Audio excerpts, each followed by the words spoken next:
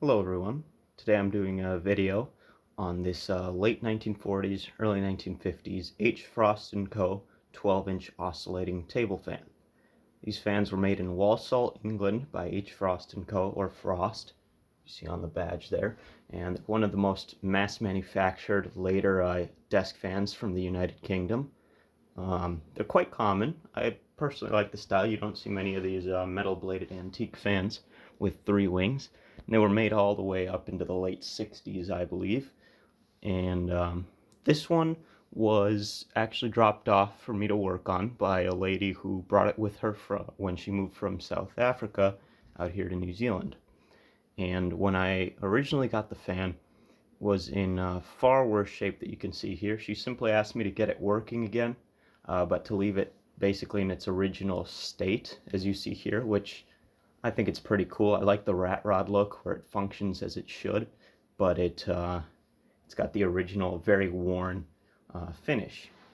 Anyway, when I got the fan, it was obviously non-working.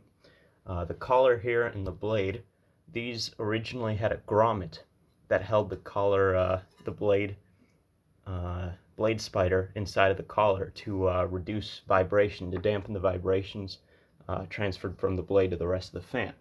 This one had worn out over time, and because I did not want to drill out the collar, as then I'd have to somehow find a way to replace it, what I did was I just simply removed the remnants of the rotted dampener and hammered the blade back together.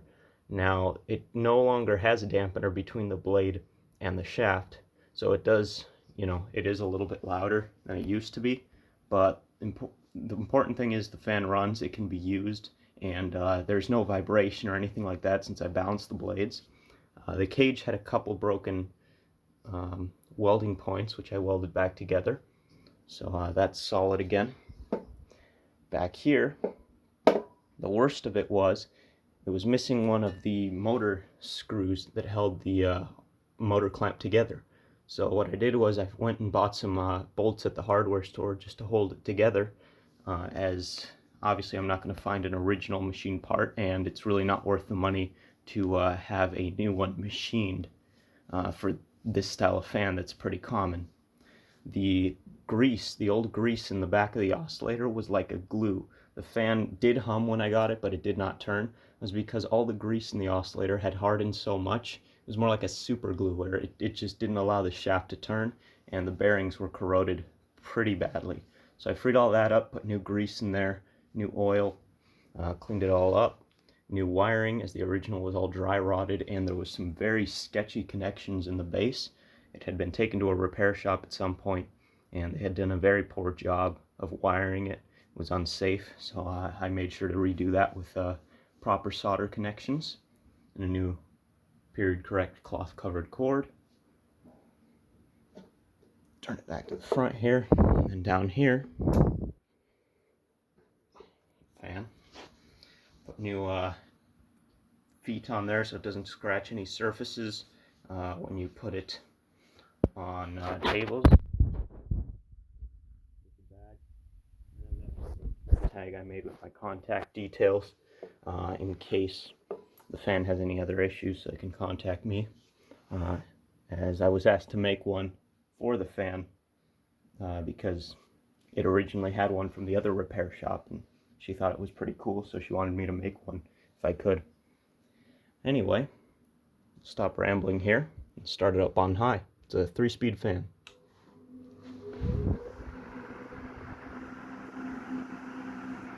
There's no way to lock the head when it's not oscillating, so it just swings to the side, which seems to happen on all these Frost fans. I've restored at least one more of these before. It's got a decent amount of power.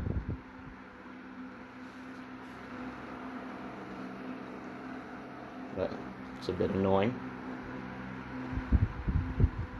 I'll just turn on the oscillator here.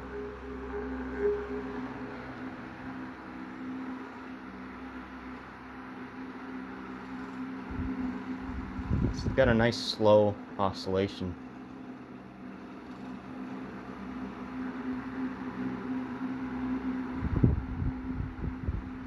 Turn it down to medium.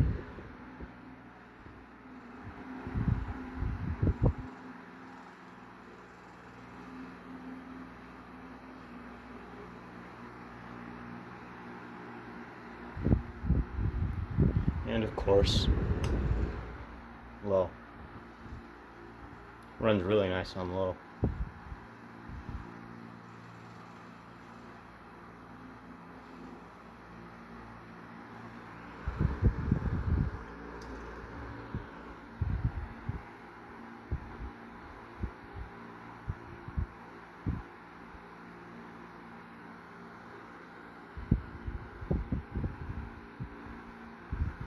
Of course, off.